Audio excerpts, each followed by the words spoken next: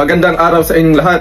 Ako po ay si Sergeant Eliazar Rolinas ng Hukbong Katihan ng Pilipinas. Isang sundalo, content creator at tagapagtaguyod ng kapayapaan sa pamamagitan ng sports at social media. Ngayong September 14, 2025, gaganapin ang Tri-Sulu Series 2 2025. Napakagandang bayan ng Luok, Sulu, na gusto ko pong personal na imbitahan kayong lahat na makiisa at sumaksi. Hindi lang ito triathlon, ito ay kwento ng tagumpay, pagbangon at pagkakaisa ng isang lalawigan na minsan ay binansagan na lugar ng kaguluhan.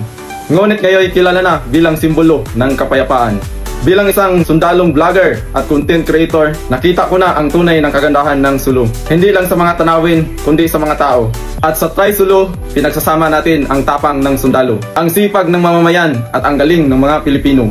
Kaya sa mga vloggers, peace advocate at kapwa kong atleta, makikilahok tayo sa gaganapin na Tri-Sulu Series 2 2025. I-vlog natin ang bagong Sulu, ipakita natin ang kwento ng tagumpay, at sama-sama tayong ipagdiwang ang kapayapaan sa pamamagitan ng sports. Kita-kits po tayo sa Tri-Sulu 2025. Suportahan natin ang Tri-Sulu, suportahan natin ang Hulo, suportahan natin ang kapayapaan. Mabuhay ang Tri-Sulu, mabuhay ang Pilipinas.